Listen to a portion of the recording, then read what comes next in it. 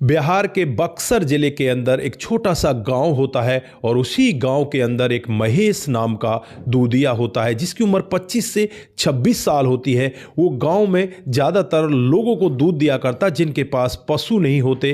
दोस्तों, ऐसे ही एक घर में वो दूध देता है। उस घर में 5 सदस्य होते हैं जिसमें माता पिता, एक लड़का और एक लड़की और उस लड़के की पत्नी। जो लड़की होती है उसका नाम सालू होता है, उम्र यही करीब 24 साल।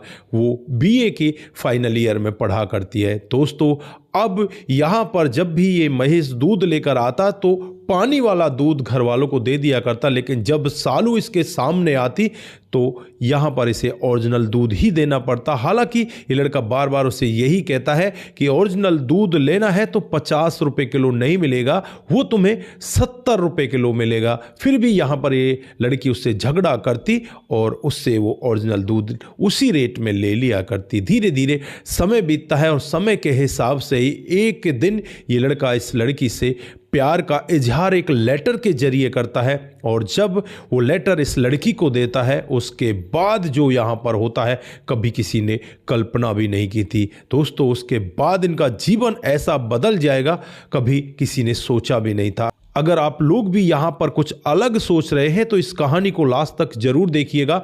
आपकी जो सोचने का अंदाज है शायद वो बदल जाए। तो दोस्तों, यहाँ पर क्या होता है, आगे बढ़ने से पहले हमारी वही रिक्वेस्ट कि जो हमारे चैनल के साथ नए हैं कृपया करके चैनल को फॉलो कर लें, बेल आइकन को जरूर प्रेस करें। नमस्कार, जय हिंद। आप देख रहे हैं APH न्यूज राहुल रावत के साथ। दोस्तों, आज की जो हकीकत की घटना आप लोगों को बताने जा रहा हूँ ये बिहार के बक्सर जिले की है और उसी के अंदर एक गांव होता है। यहां पर एक महेश नाम का लड़का जो दूधिया होता है और वो लोगों को दूध दिया करता। उसके पास 4 ड्रम होते हैं, अलग अलग तरह का उसमें दूध होता है। दोस्तों, एक घर में वो दूध देने के लिए जाया करता। वहां पर एक लड़की होती है जिसका नाम सालू होता है। दोस्तों, वो जब भी इस दूधिया को देखती तो खुद अपना जो बर्तन है उसे लेकर आ जाया करती और इससे बार बार यही कहती कि तुम लोगों को बहुत ही गलत दूध दे रहे हो। तुम्हारे पशु तो अच्छा दूध देते हैं लेकिन तुम इसमें बीच में पानी मिलाकर ले आते हो। यहाँ पर महेश कहने लगता है कि मैडम, आप कह रही हो पानी मिलाकर ले आता हूँ, 50 रुपये किलो में कौन सा पेवर दूध आएगा? मैं तो इतने रुपए में तो खरीद कर लाता हूँ, मुझे भी तो कुछ मुनाफा चाहिए। यहाँ पर वो लड़की उससे झगड़ा करती है और कहती है कि मुझे नहीं पता, मुझे तो उसी डब्बे में से दूध चाहिए जो ओरिजिनल दूध का डब्बा है। दोस्तों, होता भी कुछ ऐसा ही है। लड़ झगड़ कर ये लड़की उससे ओरिजिनल डब्बे में से दूध ले लिया करती। घर वाले भी बड़े खुश होते। वो यही कहते कि जब सालू दूध लेने के लिए जाती है तो ओरिजिनल दूध मिलता है और जब हम लोग दूध लेने के लिए जाते हैं तो वो हमें पानी का दूध दे देता है। अब ऐसे ही धीरे धीरे समय बीतने लगता है। एक दिन का वाक्य होता है। ये लड़का अपने मन ही मन कुछ सोचने लग जाता है कि यार, ये लड़की बहुत ही खूबसूरत है, तो इसके साथ प्यार प्रसंग में पड़ जा। लेकिन इनका ये एक तरफा प्यार होता है। लड़की ऐसा अपने मन में कभी भी नहीं सोचती और फिर एक दिन इस लड़के को सूझता है कि क्यों ना इसे कुछ लिख कर दे दिया जाए, कोई लेटर वगैरह दे दिया जाए। फिर करता भी ऐसा ही है। एक दिन वो बड़ा खुश होता है और अपने दिल की बात उस लेटर में लिख देता है कि सालू, मैं तुमसे बहुत प्यार करता हूं, अब तुम्हारे बगैर रहना मेरे लिए मुश्किल हो चुका है और इस लेटर को तुम बड़े आराम से पढ़ना और उसके बाद आराम से ही जवाब देना, जल्दबाजी करने की जरूरत नहीं है। अब अगला ही दिन जैसे आता है तो ये दूधिया अपने दूध के साथ उस लेटर को भी लेकर आता है और उस लड़की के हाथ में दूध के साथ साथ ये लेटर भी देने लगता है। लड़की उससे कहने लगती है कि इस कागज में क्या है, तो वो कहता है कि इसे घर जाकर अकेले में पढ़ना और इसका अच्छे से जवाब देना। दोस्तों, यहाँ पर जो लड़की होती है उस लेटर को अपने घर ले जाती है और घर ले जाकर जब उसमें ऐसी बातें पढ़ती है तो उसे एक बार के लिए गुस्सा आता है और इस सब बातों को वो अपने माता पिता को बता देती है। दोस्तों, जब माता पिता ये पूरा वाक्य देखते हैं तो माता पिता को भी बहुत ज़्यादा गुस्सा आता है और अगले दिन महेश तो बन ठन कर आया था कि आज तो सालू तेरा प्यार स्वीकार करेगी, लेकिन उसे नहीं पता था कि तेरा स्वागत आज किस तरह से किया जाएगा। जब महेश वहाँ पर पहुँचता है तो घर वाले उस पर टूट पड़ते हैं, कोई घूसों से तो कोई लातों से, कोई सोटा से, कोई किसी तरह से, हर तरह से उसे पीटा जाता है और मार मार कर वहाँ से भगा दिया जाता है और उससे यही कहा जाता है कि आज के बाद अगर तू यहाँ दिख गया तो तेरे लिए ठीक नहीं होगा, क्योंकि हम तेरे घर वालों को इसमें नहीं इन्वॉल्व करना चाहते, नहीं तो इस मामले को हम पुलिस में भी ले जा सकते हैं और तुझे थाने के अंदर बंद भी करा सकते हैं, लेकिन तेरे घर वालों की इसमें क्या कमी है, इसलिए हम तुझे छोड़ रहे हैं। जो सालू होती है बहुत ही अमीर घर में होती है। दोस्तों, अब ये लड़का बहुत ज़्यादा मायूस हो जाता है। आसपास के लोग जो और दूध लिया करते हैं वो भी दूध लेना बंद कर देते हैं, और जब ये बात उड़ती उड़ती उसके घर तक पहुंच जाती है तो माता पिता भी उससे बहुत बुरा भला कहते हैं कि तूने ठीक नहीं किया, तू तो बहुत ही गंदा लड़का है। अब ये महेश बहुत ज़्यादा परेशान हो जाता है। परेशान होकर उस गांव को उसी दिन छोड़ देता है और अपने मौसा मौसी के घर मुंबई चला जाता है। वहीं पर इलेक्ट्रिकल का काम सीखने लगता है और 3 साल इसे काम करते करते हो जाते हैं। आज ये बहुत अच्छा इलेक्ट्रिकल का काम सीख चुका था और ये खुद ठेके लेने लगता है। अब यहाँ पर वो एक घर के अंदर जाता है और वहाँ जब सामने एक लड़की को देखता है तो उस लड़की को देखकर वो कहने लगता है कि यार, मैंने इस लड़की को कहीं देखा है, ये तो मेरे गांव की उसी धनी परिवार की लड़की सालू है, लेकिन ये यहाँ पर नौकर का काम क्यों कर रही है? क्योंकि वो लड़की वहाँ पर नौकर का काम कर रही थी। इसकी समझ में नहीं आता। ये सोचता है कि यार, इससे मैं बात करूँ ना करूँ, कहूँ ना कहूँ। वो बहुत तरह के अपने मन ही मन विचार करने लगता है। एक दिन बीत जाता है, दूसरा दिन आता है, दूसरे दिन फिर उस लड़की को इसी तरह से देखने लगता है तो सामने से उसको जवाब दिया जाता है कि तुम इस तरह से मुझे क्यों देख रहे हो बिजली वाले, तुम्हें शर्म नहीं आती, तुम इस तरह से मुझे क्यों देखते हो? तो यहाँ पर वो कहता है कि मैडम, मैं क्या ही बताऊँ, स्पेशल मैंने आपको पहले अपने गांव में देखा हुआ है, आपकी शक्ल हू पे हू उस लड़की से मिलती है जो मेरे गांव की रहने वाली थी। अब यहाँ पर वो कहने लगती है कौन लड़की थी वो? तो वो बताता है कि वो सालू थी और उसे मैं बहुत चाहता था, लेकिन यहाँ पर ये लड़की कहती है कि मेरा नाम सालू नहीं है, मेरा नाम तो प्रीति है। अब यहाँ पर जो प्रीति होती है, चाय पानी का काम, उनको कुछ और सामान चाहिए तो वो वही दिया करती, क्योंकि जो इस घर के मालिक होते हैं वो सुबह सुबह निकल जाते और शाम को लेट तक वापस आया करते। पूरे घर की जिम्मेवारी इसी प्रीति के ऊपर होती है। अब प्रीति यहाँ पर बार बार उससे यही कहती कि मैं प्रीति हूँ, लेकिन ये लड़का मानने के लिए तैयार ही नहीं होता। वो बार बार यही कहता कि नहीं नहीं, बस मेरी आंखों का धोखा है, या मैं क्या कह सकता हूँ, लेकिन हूँ पे हूँ तुम सालू हो। बस फर्क इतना है कि वो अमीर घर में थी और तुम गरीब घर में हो, बस इतना फर्क है, नहीं बाकी कोई फर्क नहीं है।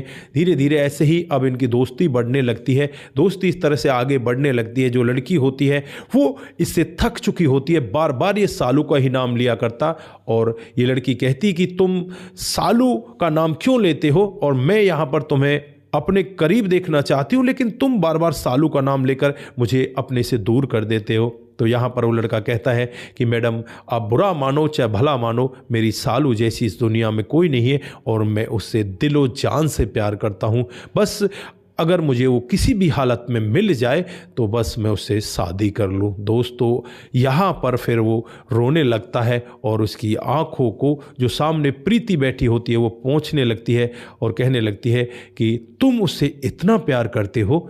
तो यहाँ पर वो कहता है कि हाँ हाँ, मैं उसे अपनी दिलो जान से ज़्यादा प्यार करता हूँ। दोस्तों, अब यहाँ पर जो प्रीति होती है वो कहती है कि वो तुम्हें मिल जाए तो तुम क्या करोगे? तो वो कहता है कि मैं उसे गले लगाऊंगा और उससे पूछूंगा कि तुम्हें क्या मेरी कभी याद नहीं आई, क्या थोड़ा सा भी मेरे लिए तुम्हारे दिल में प्यार नहीं था? दोस्तों, अब ये लड़की भी रोने लगती है और कहने लगती है कि वो लड़की अगर तुम्हारे सामने हो तो तुम क्या करोगे? दोस्तों, यहाँ पर जो लड़का होता है महेश उस लड़की से कहता है क्या तुम मेरी सालू हो? तो यहाँ पर वो लड़की कहती है कि हाँ हाँ, मैं तुम्हारी सालू हूँ। दोस्तों, अब ये दोनों एक दूसरे के गले लिपट जाते हैं और रोने लगते हैं। दोस्तों, ये लड़की कहती है कि मुझे नहीं पता था कि तुम मुझसे इतना प्यार करते हो और अब तक भी प्यार करते हो। अगर मुझे पता होता तो मैं तुम्हारे साथ कभी भी ऐसा नहीं करती, मैं उस लेटर को भी छुपा लेती और तुम्हें कभी पिटने नहीं देती। दोस्तों, यहाँ पर वो लड़का कहने लगता है कि अगर तुम उस दिन ऐसा नहीं करती तो हम लोग यहाँ पर आकर नहीं मिलते। पर मुझे ये बताओ, तुम तो बहुत धनी बाप की बेटी थी, तुम्हारी हालत ऐसे कैसे हो गई? तो लड़की रोते हुए बताने लगती है कि जो मेरा भाई होता है, मेरे मम्मी पापा पूरी प्रॉपर्टी भाई के नाम करा देते हैं और भाई के नाम होते ही जो मेरी भाभी है वो इस तरह से वहाँ पर राज करने लगती है कि हमें उस घर से निकलना पड़ता है, या यूँ कहे कि वो हमें उस घर से निकलवा देती है। और उस घर से निकलने के बाद हम दर बदर की ठोकरें खाने लगते हैं। और फिर मेरे मामा मामी जो मुंबई में कामकाज किया करते हैं, ये हमें यहाँ पर बुला लेते हैं। और कुछ दिनों के बाद ही जो मामा है उसकी मौत हो जाती है। मामा की मौत होने के बाद जो मामी है वो भी हमें घर से निकाल देती है, और हम अब यहाँ एक कमरा किराए पर लेकर रह रहे हैं। मेरे माता पिता भी यहीं पर हैं, लेकिन कुछ दिन पहले ही मेरे पिताजी को लकवा मार गया है और मेरी माँ मेरे पिताजी की अब सेवा कर रही है। मैं यहाँ पर इस घर में कामकाज करती हूँ, जिससे कुछ पैसा मिल जाता है और जिसकी वजह से मेरे माता पिता को दवाई मिलती है। दोस्तों, यहाँ पर महेश की आंखों में भी आंसू होते हैं और महेश कहने लगता है कि सालू, अब तुम्हें टेंशन लेने की ज़रूरत नहीं है, तुम्हारा महेश बहुत कुछ कमाता है, तुम अब किसी भी प्रकार की चिंता मत करो, चलो मुझे अपने घर लेकर चलो। उसके बाद महेश इनके घर पर जाता है और वहाँ जाने के बाद जो इस लड़की के माता पिता होते हैं, महेश को देखते ही पहचान जाते हैं और उससे कहने लगते हैं कि बेटा, जो हमने किया हर कोई माता पिता ऐसा ही करता, क्योंकि तुमने काम ही ऐसा किया था। अब यहाँ पर महेश भी यही कहता है कि हाँ, मेरी ही उसमें कमी थी, मुझे एक तरफा प्यार का इस तरह से इजहार नहीं करना चाहिए था। जब सालू के दिल में मेरे लिए प्यार नहीं था तो मुझे ऐसा नहीं करना चाहिए था। दोस्तों, अब यहाँ पर जो महेश है उसकी आंखों में भी आंसू होते हैं, माता पिता जो इस लड़की के होते हैं उनकी आंखों में भी आंसू होते हैं, सालू की आंखों में भी आंसू होते हैं।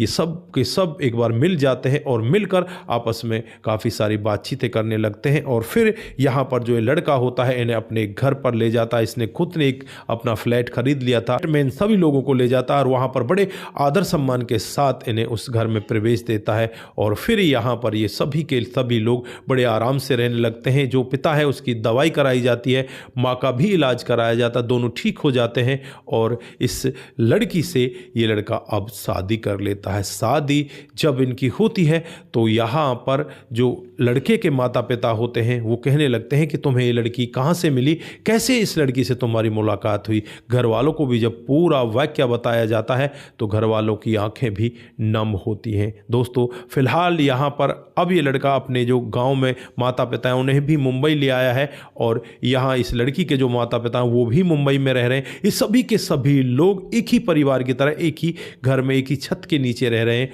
और सभी लोग बड़े आराम से अपने जीवन को काट रहे हैं। तो दोस्तों, ये रही आज की एक छोटी सी कहानी। आप लोग यहाँ पर क्या कहना चाहते हैं?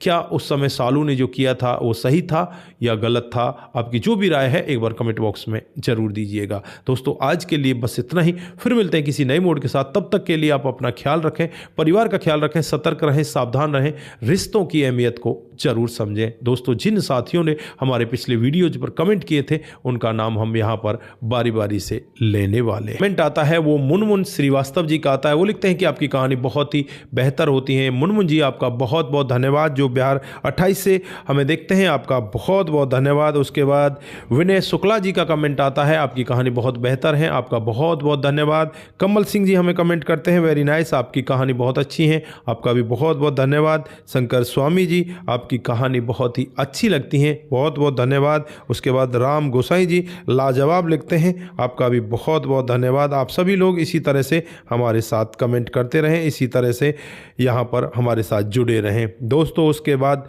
वंशराज गौतम जी का कमेंट आता है। वो लिखते हैं कि नमस्कार सर जी। नमस्कार जी, आपका बहुत बहुत धन्यवाद। सुमेर सिंह जी हमें कमेंट करते हैं, आपका भी बहुत बहुत धन्यवाद। मोहम्मद आमीन जी हमें कमेंट करते हैं, आपका बहुत बहुत धन्यवाद। लक्ष्मण सिंह चौहान जी, बहुत ही गलत हुआ, कमेंट करते हैं, आपका बहुत बहुत धन्यवाद। पवन शर्मा जी कमेंट करते हैं, मोनू जैन जी कमेंट करते हैं, भोलेनाथ शुक्ला जी भी हमें कमेंट करते हैं। आप सभी का दिल की गहराइयों से बहुत बहुत धन्यवाद। आप सभी लोग इसी तरह से हमारे साथ बने रहें, इसी तरह से अपने कमेंट हमारे साथ में साझा करते रहें, सतर्क रहें, सावधान रहें, रिश्तों की अहमियत को जरूर समझें। नमस्कार, जय हिंद, जय भारत।